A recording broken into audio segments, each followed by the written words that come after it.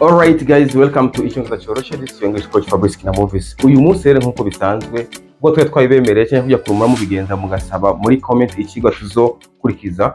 Uno munsi twashimye kwiga WH questions nkuko mwari mwarabisabye. WH questions ni iki? WH questions n'amajambo twama dukoresha misi yose iyo ushaka kubaza ikibazo umuntu. Si cya kibazo ubaza umuntu akakwishura ego cyangwa oya, mugabo ni vya bibazo ukibajije umuntu akaguha inyishu ikwiye. Rero iyo uvuze ngo ndumva icyongereza kukinanira kuvuga, ni muri iyo mpamvu nyene udatahura ikibazo umuntu yakubajije cyangwa wowe udashobora kumenya ingene ubaze umuntu ikibazo ugasanga ubaye blocked how to speak English. Alright, so today's lesson is about WH questions. What is a WH questions? A WH question ni rya jambo ryose ritangurwa na wa na ha kugira ubaze ikibazo. Nk'akarorero turabona what, turafisemwo wa na ha, turabona where wa na ha, when wa na ha, except kuri how binyuranye gatoya mugabo turabona ko harimo wa na ha. Byo ntivyatanguye mugabo hatanguye ha hamahereza wa. Alright, imbere yuko dusimbira ku kigo cyo cyuno munsi reka mbanze ndabahe structure. Structure ni iki? Ni formule yo kungene ivyo bintu bikogwa. So this is our structure. Dufata WH word plus an auxiliary verb. Auxiliary verb ni iki? Auxiliary verb ni verb iza gufasha main verb yawe kugira iyihe imero kanaka canke umuvugire kanaka ushaka kuvugiramo ikintu. Alright, for example, we have turafise have, turafise to do, turafise na to be. Izo nizo auxiliary verb dufise mu Cyongereza, kandi nayo ma verb twita papa canke mama ururimi rw'icyongereza. Utaze mu ma verb ngina akoreshwa n'icyongereza kirakugora. Alright, formule yacu dufise WH word plus auxiliary verb. Tukurikiza auxiliary verb. For example, nimba ari when, tuvuga when is canke when have canke has, when do canke when does, right? Canke when is canke when are. You understand? For example, when is he coming? Aza kuza sangapi? Alright? So plus subject and the main verb. Nukuvuga dutanguza what, for example, what, hama auxiliary verb do, hama subject you, what do you, hama main verb ni do, ikiba what do you do. Usanzwe ukora akazi nyabaki. Great. So here we have a chart, turafise tableau where we can see WH word. Turafise WH word, turafise meaning, insiguro, tukagira kandi na examples, uturorero. Alright? So let's begin with number one, what. Nigari dukoresha what, change what isigura iki. What means thing or information. We use what to ask about things or information. Dukoresha what iyo ukeneye kumenya ikintu utazi canke amakuru utazi. Okay? Shakoza ni what's the news? Nta makuru mashasha. Umbi inyishu mbwira ntayo canke arahari. Do you understand? Great. Rero dukoresha what iyo ukeneye kumenya ikintu utazi. Nk'ujewe ntazi izina ryawe nakubaza nti what's your name? What's your name? What is your name? Okay? Izina ryawe ni ngwiki cyangwa witwa gute? Aho mba nkeneye kumenya ikintu ntazi ari iryo zina ryawe. Right? Cyangwa what do you do? What do you do every day? Okay? What do you do every day? What bisigura iki? None ukora iki misi yose? You understand? Every day bisigura misi yose. Nshaka kumenya ikintu ntazi usanzwe ukora misi yose ndakubaza nti what do you do every day? So guys, mubandanye mugira subscribe ku YouTube channel yacu kugira ibintu bibandanye bigenda neza, mutibagira kugira partage video zacu zibandanye kuza zishikira abantu benshi. Namwe mu mato kugira subscribe guys, muri abantu b'ingenzi cyane, mukomereze ngaho tuzogenda dufashanya gusika twese tubaye abongereza. Okay, where nigi ari dukoresha where. Where isigura hehe. Dukoresha hehe iyo ukeneye kumenya ahantu utazi, ahantu umuntu cyangwa ikintu kiri. Okay, we use where when we want to know about locations. Okay, place ukeneye kumenya ikibanza. For example, where do you live? Where do you live? Nkoresha where nkeneye kumenya hehe. Renda kwaje ni where do you live? to live bisigura kuba ahantu umuntu aba abaye. Rero nkene kumenya aho uba mvuga nti cyenda kubaza nti where do you live, uba hehe?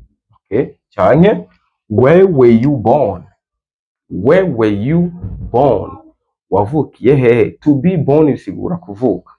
Rero kubaza umuntu aho yavukiye umubaza where were you born. So guys, where were you born? Tubwire wavukiye hehe uko dukurikirana. Great. Number 3 we have when. When do we use when? When tuyikoresha ryari? Dukoresha when misi yose iyo ukeneye kumenya umwanya. Umwanya ikintu cyabereye ko kiko kirabera ko canke kizobera. Kumva ntawuzi, ukeneye umuntu akubwira umwanya canke isaha.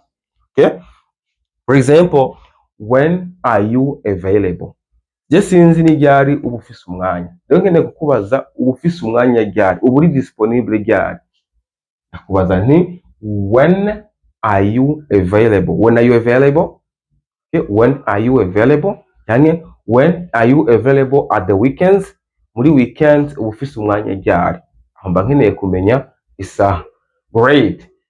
Yani when will you come? To come bisigura kuza. Rero ndakubajije nti when will you come? Mba nkeneye kumenya ryari uzoza. Alright? When will you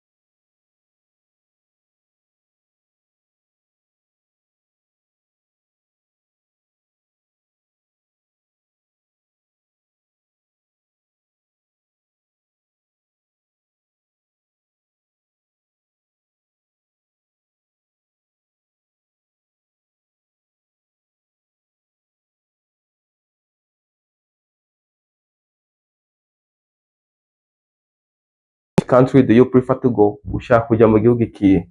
Great. Ashobora kukubwira nti nzanira iyo telefone. Mu gihe imbere yawe hari amatelefone arenga 2 cyangwa ashika kuri 5. Okay? Wowe ntumenye ndagutumye iyo ari. Ucyumbaza which one? Iyihe? Ngo kwishura ndakubwira nti the black one, iyo yirabura canke the big one iyo nini canke the blue one iyo y'ubururu. Aho urumva ko turiko turagira choix dukoresheje which. Understand? Cyangwa ushaka kubaza umuntu uba kwibabara rya kangahe. Okay? Dukoresha on which street do you live cyangwa which street do you live on. Uba kwibabara rya kangahe dukoresha which kugira ugire choix y'ibarabara.